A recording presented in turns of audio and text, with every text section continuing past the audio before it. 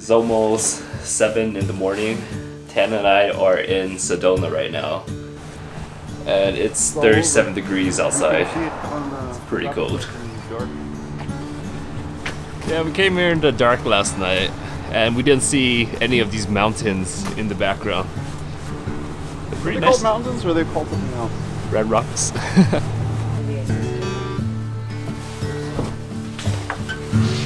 Jesus Christ, how much creamer you put in it? Usually I try to get like a couple hundred calories worth of cream in it. Again, it's for the calories, it's not really for the creaminess.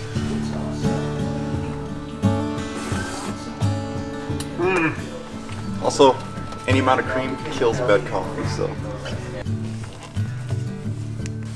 The nice thing about Sedona is there's a ton of hiking trails around the area and they're all relatively close to one another. But that also means there's a ton of hiking trails that we're gonna try to explore all in one day. So we're gonna try to do as much as we can in one day and we'll see what happens. Hopefully we don't get lost. Yeah. Or I don't get lost and you follow me and get lost. That's what we tend to do, we get lost often. No.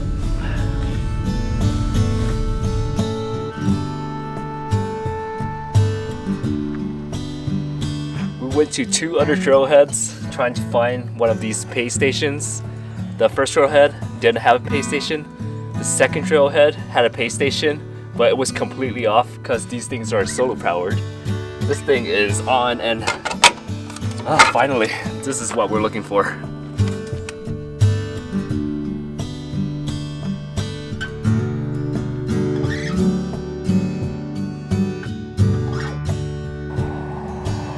Cold. I feel great. As long as I keep moving, I don't get cold.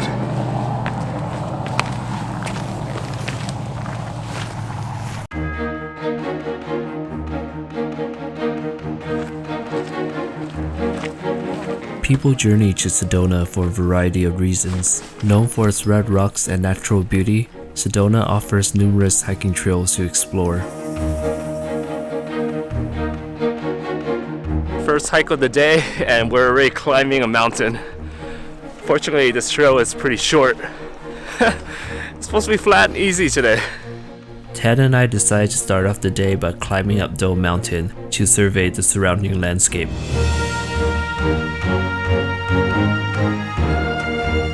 We want to take a hot air balloon ride to the top of this mountain. Well, if you pay for it, chow. Might poop my pants though. I don't deal well with heights.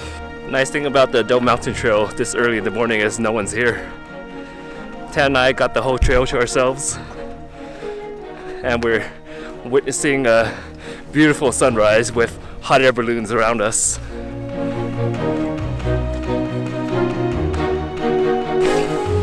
Now there's a little bit of climbing involved.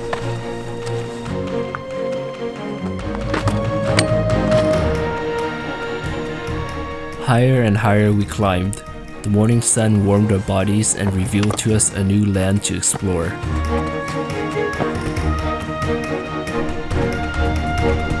Ted and I made it to the top of the flat area of the Doe Mountain Mesa, and we're surrounded with a lot of vegetation. It looks like just desert landscape on top of this mountain. It's pretty interesting scenery up here. Yeah, there's trail markers to tell us to keep going forward, so I guess we're gonna see a spectacular view at the end. Many journey to Sedona to hike, many to find inspiration. A handful of people come to Sedona to seek a spiritual experience. They seek a sacred power that emanates from the rocks themselves. Wow. It's quite amazing. Yeah. This enchanted power that they seek is called. It's beautiful up here.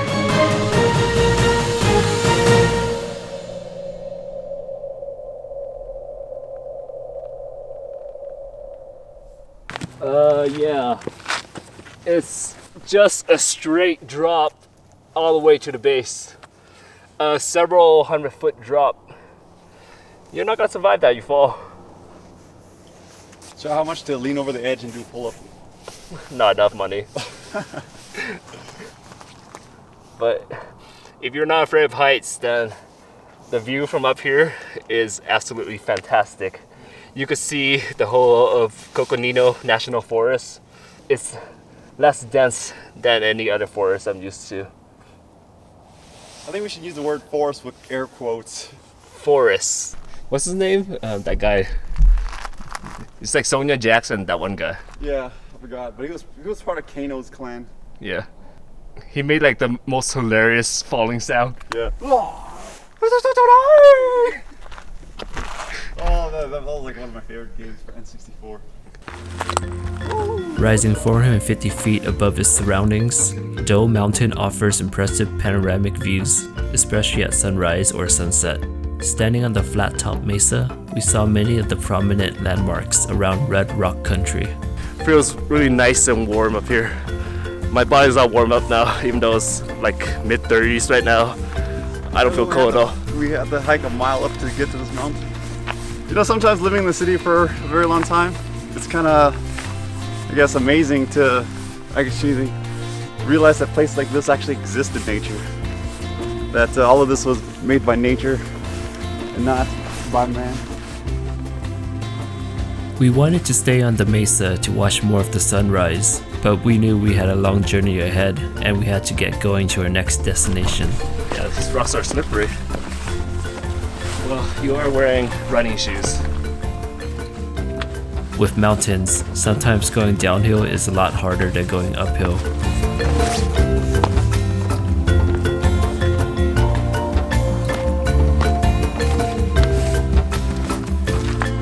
Upon reaching the car, we packed up and headed off to our next destination, the Devil's Bridge. We left Doe Mountain behind, but the mountain didn't want us to leave just yet. Doe Mountain. We are here at the trailhead. At the parking lot, we are gonna do the Devil's Bridge Trail, followed by Brins Mesa. They're both in the same area, so we're gonna try to do both on the same day. Unfortunately, we can't actually drive any further because we don't have a 4x4 with elevated suspension. We might not be back to the car for a while, so take what you need. Picnic tables. And with a Forest Service stamp on it, I can't believe nature could make such a thing. Yeah, formed over eons. Oh, look at these natural metal railings they made. Oh god, it's so bright. You can barely look at this. We were at Doe Mountain here. We're here, Doe Mountain. Might want to take a picture of it just in case. Just in case we get lost. Actually, I should take a picture of the whole map. I've learned my lesson. We're right here. And there's a 4x4 road that we cannot access because we don't have a 4x4. But we want to get to this junction right here to start the Devil's Bridge trailhead. So we're gonna have to take the Chuckwagon Trail this way and cross into the Devil's Bridge. And from there, we'll loop around up to Brins Mesa trailhead. It might be a long hike. It's gonna be a full day.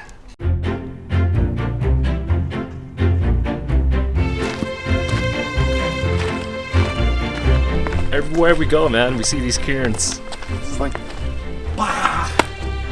You gotta add to it.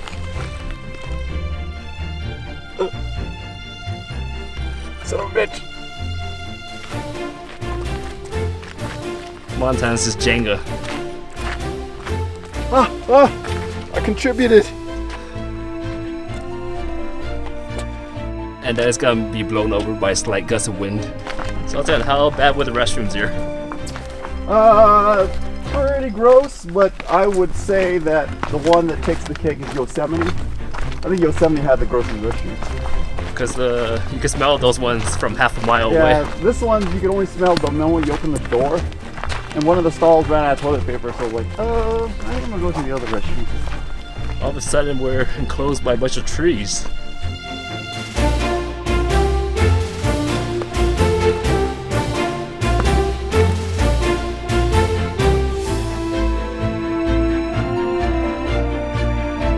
Okay, so we're at the intersection to the Devil's Bridge trailhead.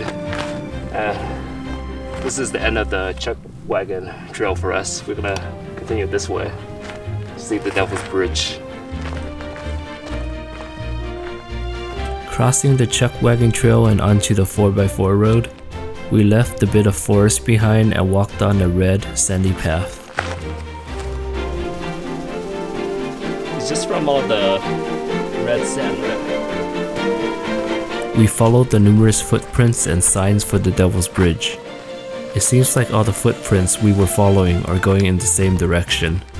There's definitely gonna be a crowd there. Soon enough, we found the trailhead.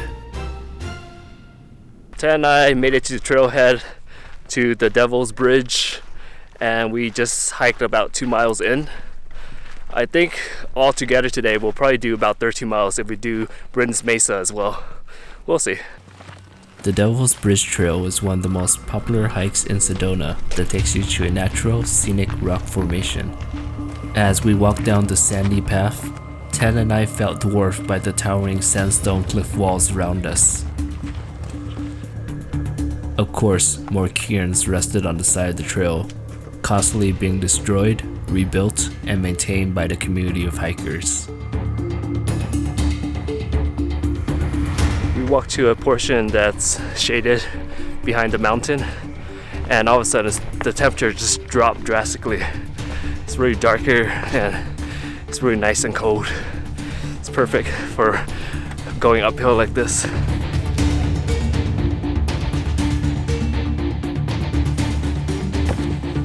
Oh my god. Of course there'll be more steps at the end. Stairway to heaven. But if it was, it wouldn't be called Devil's Bridge now, would it, right? Stairway to hell!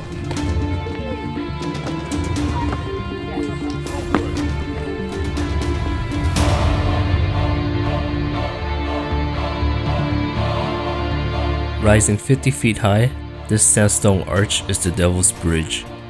Crossing the Devil's Bridge is not for those with a faint of heart, or for those with a fear of heights. Undeterred, Ted and I decided that we had to cross the bridge, bearing in mind that a few souls that ventured to this bridge paid the ultimate toll. It's a solemn reminder that anytime something in nature has devil in its name, it's likely to be dangerous. Ted, how is it? Kind of scary. I don't think this is going to come out. Yeah. Did I get a video you stomping on it real hard? I'd rather not cause anything.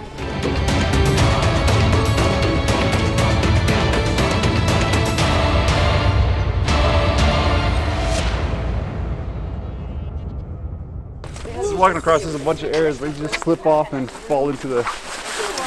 How was it out there? As long as you stay focused on the rocks, not too bad, but once you look over the rocks, then it's like, ah! If you have a fear of heights, man. Next. I walked slowly across the bridge, keenly aware that I was currently the only person on it. My senses became more alert, and my footfalls were extra precise. Yeah, let's see what I see down there.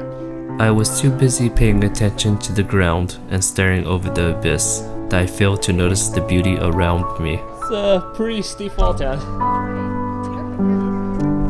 You see it? After crossing the bridge and standing on top, it felt oddly peaceful and serene. I saw Coconino National Forest spread out before me for uncountable miles.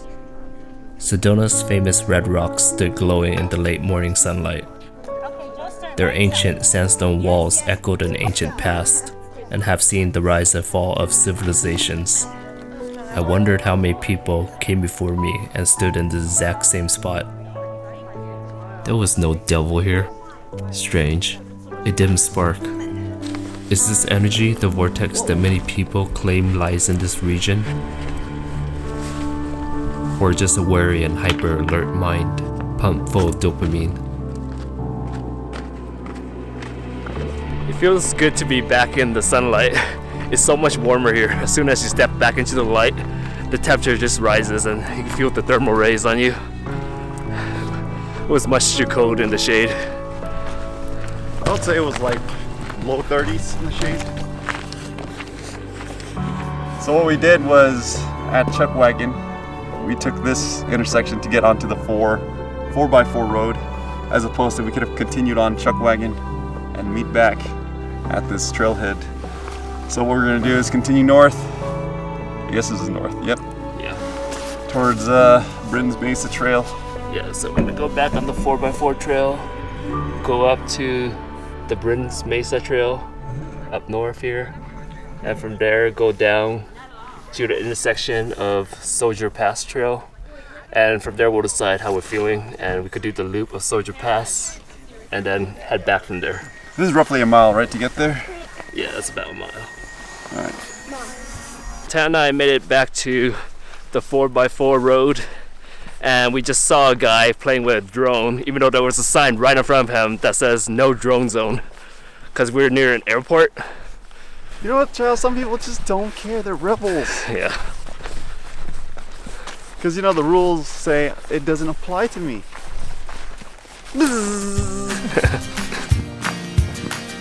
Down the dusty road we march.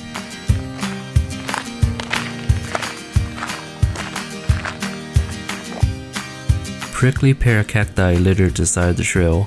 It's one of the few cacti that can grow at high elevations.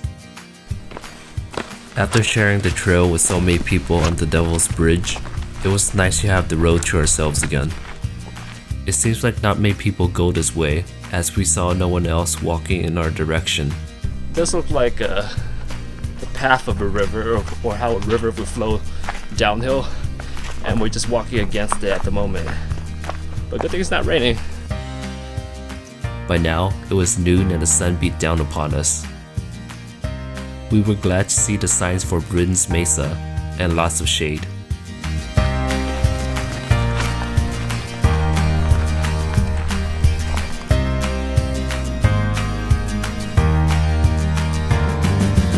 It's nice to be off that 4x4 road. It was pretty boring, to be honest. But now we feel like we're on the actual trail again. We aim to get to Soldier's Path, and we're going to do this loop here, and that is a total of 4.6 miles. But we have to hike a 1.6 mile hike to get to that loop, so that's a total of 6.2 miles from where we are right now, and that's going to be a doozy.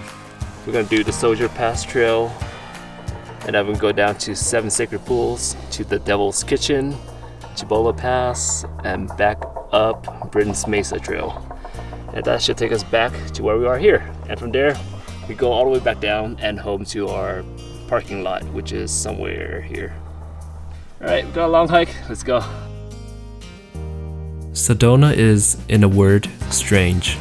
We totally did not expect to be entering woods here.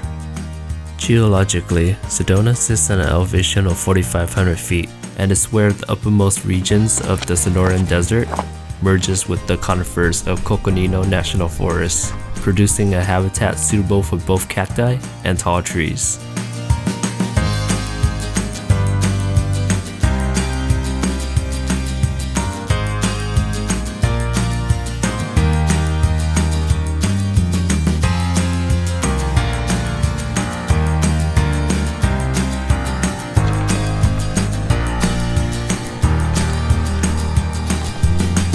Dusty red trails gave way to dirt, gravel, and yellow sand, something that we're more used to at home. After walking in the exposed sun for a while, it's nice to be on a trail that's covered in shade, and it's nice and cool here. We were wondering when the elevation would hit.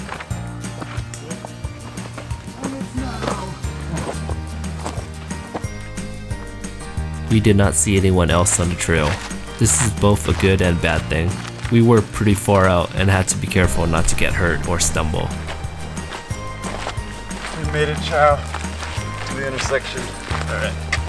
So there's Brins Mesa, and this goes to Soldier's Pass. And I think we want to go to Soldier's Pass right now. Yep. So we're gonna go down Soldier's Pass all the way to the Devil's Kitchen, and from there we could either loop back on the other side of Brins Mesa, or we could take this path back. This path would be shorter, going around the loop to Brins Mesa would be longer. We'll see how we feel once we reach Devil's Kitchen. Hey Tag, you hear the colors of the wind? I mean, I can hear the wind. I don't know what color it is. Blue. It's blue and green.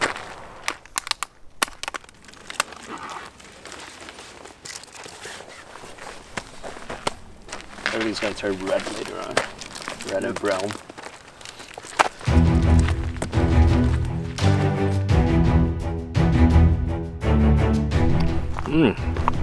This peanut butter is delicious.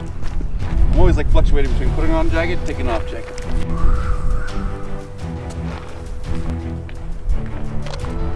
Check out that amazing mesa formation. Emerging from the forest and onto the Soldier Pass Trail, Sedona surprised us yet again. I just see miles upon miles on end. We entered what is essentially the heart of Sedona and saw panoramic views all around us. Mountains and mesas stretched far into the horizon to what seemed like infinity. The high desert flora is more pronounced here, and the terrain has reverted to Sedona's native red. The caves on the side of the mountain is called the Soldier's Arch, and Brins Mesa is directly above. That's where we'll loop back to eventually. These rocks that are encaged in these in this metal fence is used to denote where the trail is. So in case you feel like you're getting lost, just look for one of these, and it should point you in the right direction. Attribution Junction. Soldier Pass continues on that way. It's 2 p.m. right now. We still have about 3.5 hours of daylight left before it gets really dark. I think we should be done by then. Got a whole ass! Tan and I marched on as weariness slowly built up in our bodies. We were glad to be going downhill, but I knew that we would have to regain all this lost elevation on the way back. I'm feeling pretty exhausted right now. We're barely halfway through this loop. Tan, how you doing? I'm doing okay, but I could use a cold one right now. Yeah. Can't wait to go to a brewery after this. Get some nice cold beer, some hot greasy food. It's almost the perfect end to a long hike. Something cold and something greasy. We still got a long way to go. Oh, there's a ton of trailheads there. Yeah. Oh, what a fantastic view. This was worth it. If you look closely, the leftmost peak is called the Coffee Pot Rock. We have arrived to the 7 Sacred Pools, which is a series of natural descending pools worn out by the flow of water over the ages. When it rains, small waterfalls spin and churn at the base, carving out these pools. That water looks like the ooze that turned the little turtles into the Ninja Turtles. Continuing on from the 7 sacred pools, we took an easy jaunt to the next location, the Devil's Kitchen, which is a large sinkhole that opened up a few decades ago. Oh, wow. So we're here at the sinkhole. I probably wouldn't want to step any closer. It's a pretty steep drop. Seems like this whole area just collapsed inwards. And there's some vegetation on the inside. So the sinkhole appeared in 1989, which placed me at 3 years old when this happened, which seems to be pretty recent. But the hole has been forming for over 100 years prior to that. It's pretty cool how there's a tree growing right out the center of that sinkhole. As always with things with devil in its name, we were particularly cautious with our footing. Rainwater that was slightly acidic due to carbon dioxide slowly ate away at the limestone, eventually leading to the collapse of the rock in this region. We didn't feel the energy of any vortex here though, so we continued our journey to the top of Brins Mesa.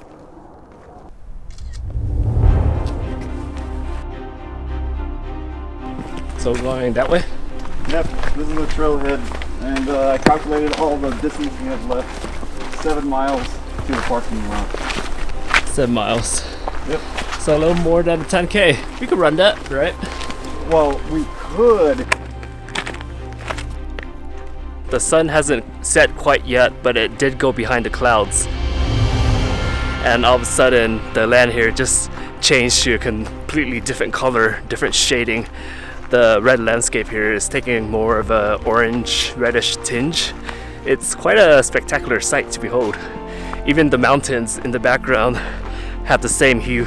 Let's try to get out of this trail before it goes behind the horizon. It's very, we still have some light left.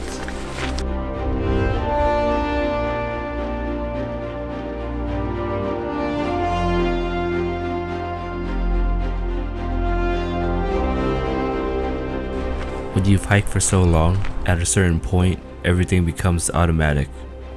Our wary body and mind knew one truth: to continue forward. We didn't need to speak to one another. We were the only one who knew what the other was feeling. That was a difficult climb.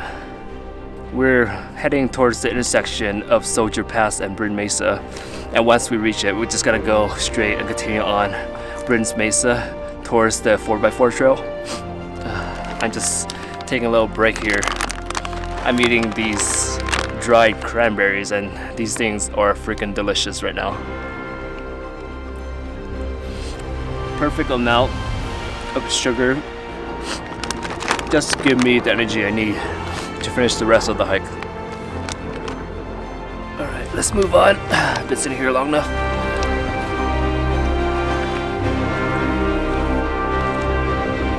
Top of Mesa. And it's cold. Oh, glad I made it. That was brutal. What the hell are we? We're on top of Brins Mesa, man. This doesn't look like anything I'm familiar with.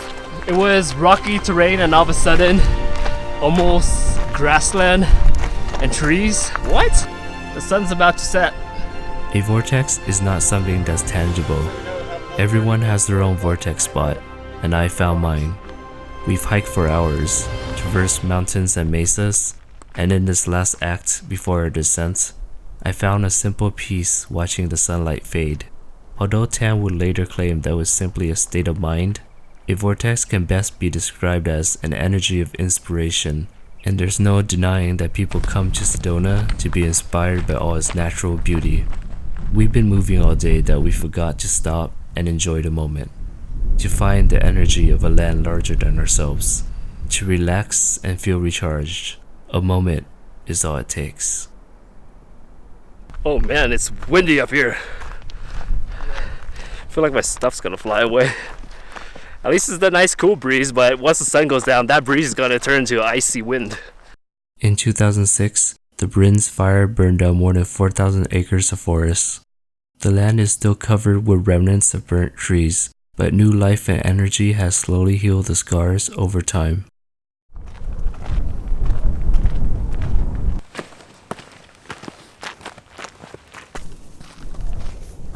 Finally make it back to the sign, man. Oh, I'm glad to see this junction. So this was the original loop that we did. We took that way, Soldier's Pass. We looped all around Soldier's Pass to 2 different trails and back to Brins Mesa, and now we're gonna continue on Brins Mesa back to the 4x4 trail. It's not really called the 4x4 trail, by the way. It's a road for 4x4 vehicles, so we call it that. And then we're gonna take that sandy road all the way back to our vehicle. Should be estimated 4.5 miles around? Yeah, about 4.5 miles. Alright. The worst part is over.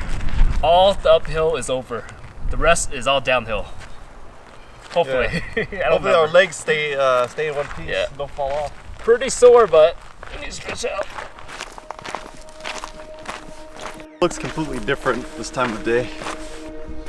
It's like a haunted tree in a fairy tale. Maybe there's a portal inside Chow to the upside down.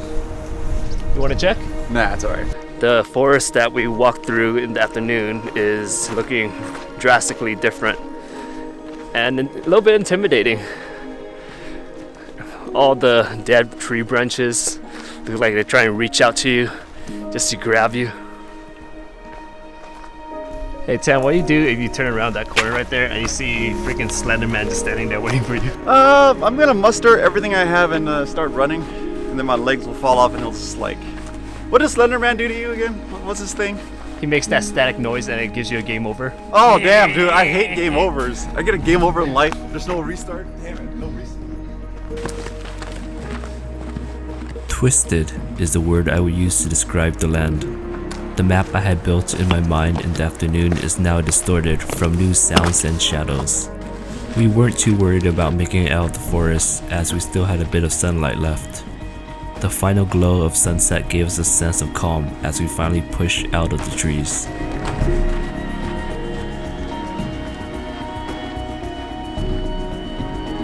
Let's see this board again. Yep. The entire time we've been calling 4x4 trail, it's actually Forest Road. And we're heading to this trailhead, is that right? Yeah. Actually, Forest Road and then becomes Dry Creek Road. So you weren't, there is a name for it. You weren't completely wrong. Okay. Then this is where our car is. Yep, 3 miles back. 3? Mm-hmm. All right. Alright. Let's do this, 1 hour. You got it. 3 miles, 5K, no problem. This seems to be a pretty common theme for tan night for the past few days. Just hike all day and go back when the sun is setting. And hopefully reach our car by the time it's completely dark. It's a race. You gotta beat the sun.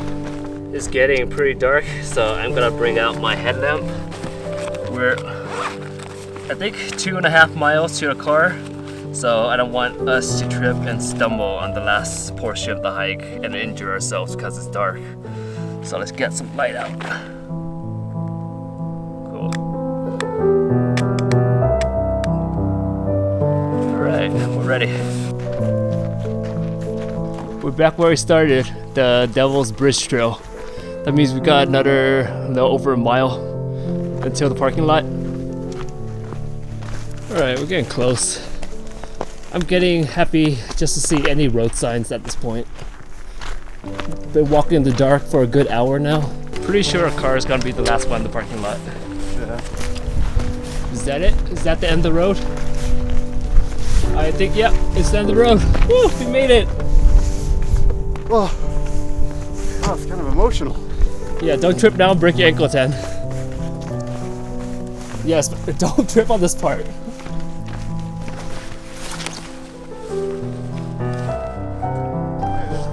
Oh, surprise! So our car's not the last one here. Does it feel like you just ran a marathon, Tan? Well, yeah, it felt like a marathon. It was just such a long time. I think we were out for 11 hours hiking. Mm-hmm. Yeah, brutal on the legs. Yep, it's good to go back to civilization, even though we need to get away from it now and then to relax and unwind. But it's time for food. Yeah, I miss my comfortable computer chair.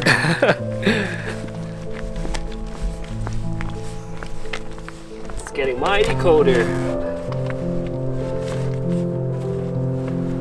What if I told you I dropped the key somewhere on the trail? Oh my god, man. I'm just smash the windows and just go to sleep inside.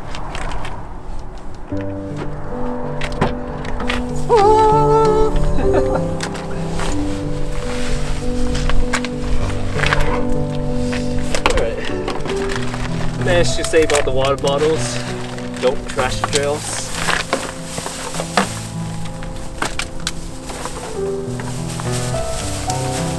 Cool, we done. Bye, Sedona. Until next time, we had fun. It's been a great, very long day, but it's time for us to get food. Yeah, much deserved. Yep. And put our feet in ice and a lot of soap water.